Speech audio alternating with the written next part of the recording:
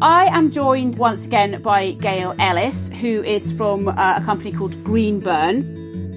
We spoke in April and we're now just doing a follow-up. Gail is an expert in all things HR. She'll give you a proper introduction in a second. And it's what she does is extremely pertinent at the moment. So we're doing a bit of an update. But welcome to the podcast, Gail. Well, thank you for me inviting to talk to me again. We work across the agri-food sector and we deal hands-on with all the practical issues relating to HR, which really is all about people. And so we've been very busy at the moment with all the things that have been happening, COVID, and particularly busy at the moment actually because since the school started back, we've seen people now starting to return to their offices, and I think they're returning to a very, very different scenario. So it's been quite interesting for us to sort of look to see what the trends are and what's likely to happen to the working place in the future, really. Yes, and I very much would like to talk about the future going forward, but I suppose just to set the scene, it might be sensible to go back slightly,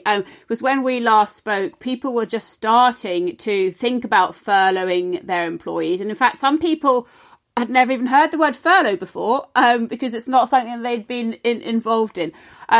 Much has changed since then. People have been on furlough and, as you say, going back to work. But what are some of the challenges that you've been facing with both staff and employers since April and particularly at the moment? Yes, I hadn't heard of the word furlough before. I had to look it up, but now it's indelibly printed on my mind, I can tell you.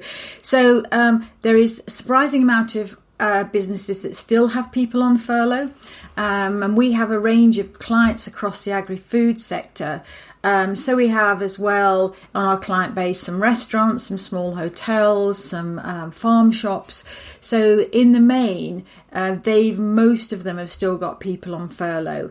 And I think it's very difficult times for them because furlough is due to finish. The payments for furlough are due to finish at the end of October. So we're seeing increasing stress levels with our clients of what do they do? How do they manage? Do they end up having to let people go? Which is a really, really hard decision. So we're having those discussions with clients at the moment. And quite honestly, nobody has a crystal ball. So we don't know what's going to happen. It's interesting that France and Germany have extended their furlough into January. So I think there's a great wish here that it may happen, but I mean, who knows, to be frank. As I said, we have seen a change in people working from home, lots and lots of people working from home.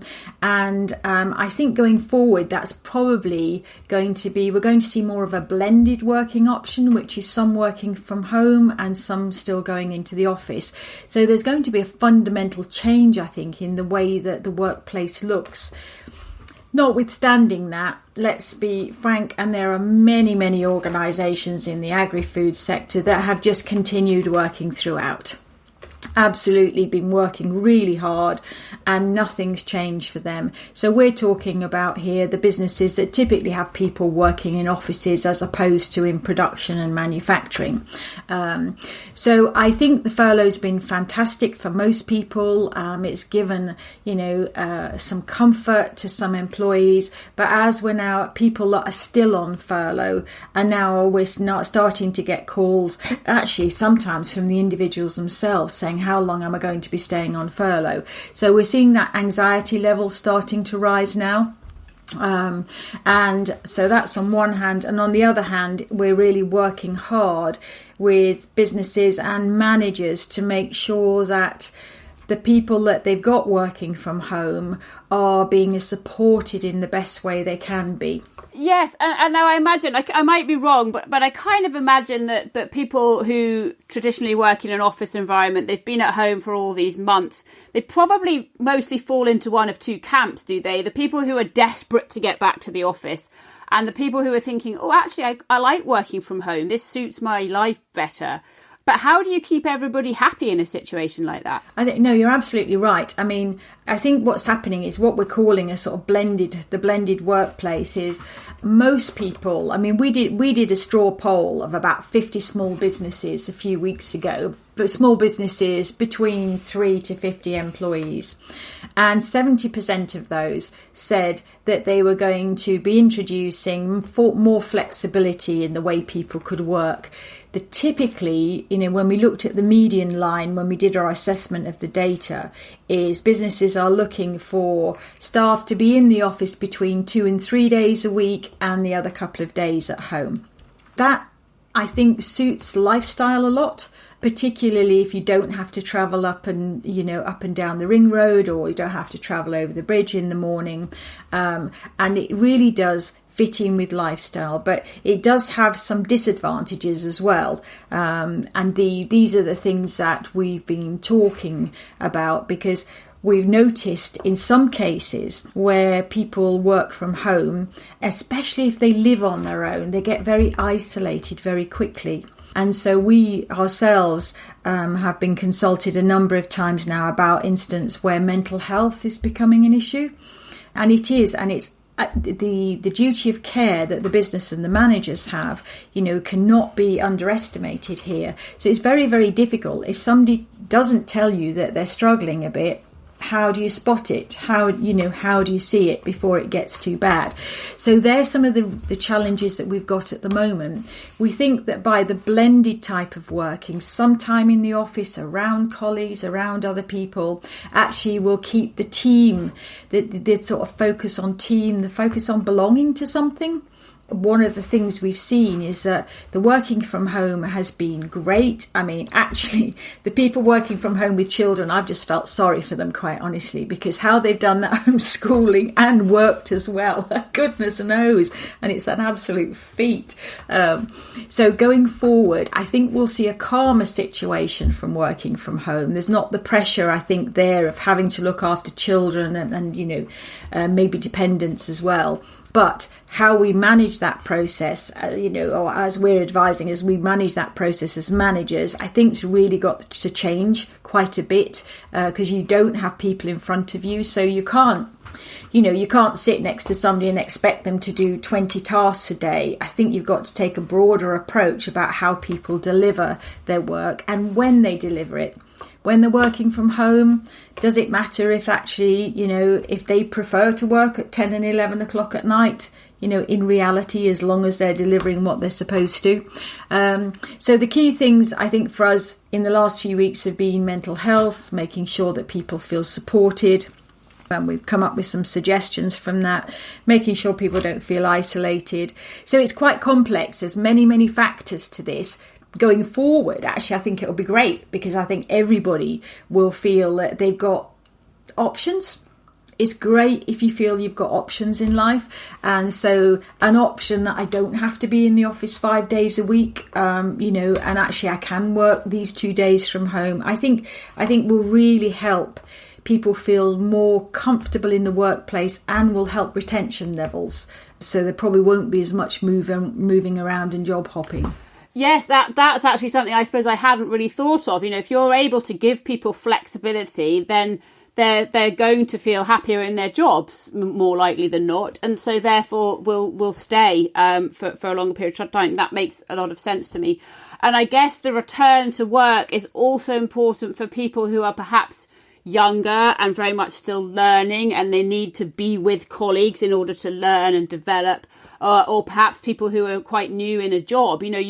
Working in isolation all of the time is difficult, because you need to interact with colleagues in order to sort of grow within that job. So I guess that's important for people as well. It's one of the things we very first noticed when lockdown happened, only a month or so into it, and we realised that actually the informal exchange of knowledge that happens over a cup of coffee or a chat, or when you're walking into an office with somebody, is invaluable, because we found that we were getting calls about, let's say a staff member that should be at this point in their learning and they hadn't achieved it yet, or they should have done this and they hadn't done it. And it didn't take much thinking about to realise actually that a lot of the information we get, we learn from each other, who to go to when we've got a problem, where the stationery is, where you get this from, what you do with IT problems. And of course that wasn't happening. So people were given very, bland, read these procedures and read this book and we'll give you a bit of coaching and you should know how to do it. So the whole personal bit had disappeared. So as I said, I think the way that people and I suppose for businesses generally more strategically need to look carefully how they induct people into a business now and actually make sure they've got all sorts of learning available. So you could give them a buddy. A lot of businesses give somebody a buddy to work with, or with new people it's make sure that they join up with somebody else and the task is given to two of them. And they have to work together to complete it, because you really don't learn far more talking to other people than you do anything else. And also, if there will be people that will continue working from home, but after a short time, they will interact with their own little team, let's say, because mostly in most businesses there are teams or groups of people that work together. They'll work with their own group or team, but after a time they'll stop feeling the need, or there may be no requirement to deal with other people in the business. So all of a sudden they're not part of the whole. They become part of a sort of subset, and it's very important for efficiency and just, I think, a general sense of well-being that people know where they sit, they know where they belong, and most of all that they're valued, not just by their immediate manager but by other people that they impact on. So yeah, quite a complex, fascinating time though, isn't it? It certainly is, and I think I agree with you completely when you say that actually the future is a positive one for those people who are able to have that flexibility and, as you say, be given a choice. Nobody likes to be dictated to, so having a choice is crucial, and that's really positive. But I suppose you've also been dealing with a bit of negative stuff at the moment, which is fairly inevitable. You're probably now looking in certain cases at redundancies and things like that. So obviously, I know you're never going to betray any confidences, but, what kind of issues have you been dealing with with redundancies, and what challenges have you faced with dealing with some of them? Redundancies, they're really difficult, very difficult situations. I mean, yes, at the moment, sadly, and for the last 3 weeks, we've been doing with a raft of redundancies. We've had two large lots of redundancies to do, and then just individual ones. And I think the thing with redundancy is that the job is redundant. The job goes, the post goes. There's no need for that post for whatever reason it may be. But you say that to people, but really to them it's them. People think I'm not wanted, and it isn't about that. So I think you've got to be very sensitive. I think you've got to be as honest as you can be, very sensitive about it. And when I say as honest as you can be, you might not be able to disclose all the finances of a business, for instance. You might not be able to disclose some of the strategic decisions. I think we always feel that you deal with people in such a way that they retain their confidence and you deal with them with integrity. It's so important. One of the most difficult factors we're facing at the moment, though, is there are not many jobs out there. There are lots of people being made redundant, and there are not many jobs out there. And I really would suggest that businesses consider getting employees support after redundancy, because what happens is somebody can be made redundant, they finish working, and then they sit at home and think, what do I do now? I don't even know where to start. Many people are not used to putting their CV together. They don't know where to go to get a job. And businesses could do so much more to help if they just paid, for, it's called outplacement services, and a dreadful American word, but anyway, it's basically helping people through the transition of moving from one job to another. And I've seen it in a few cases where it's been offered, but in the main, I don't think maybe businesses know about it. But that just paying, something, I don't know, the cost of these things are anything from £100 to £1,000. But even if you paid £300 to help somebody transition from the role they had in your business to a new role that helps them sort themselves out, it's a bit cathartic. helps them do their CV, tells them where to go, gives them all sorts of options and ideas. I think it's invaluable. And what will happen is they'll look back, the people that were made redundant will look back and think, wasn't that great that I got that, as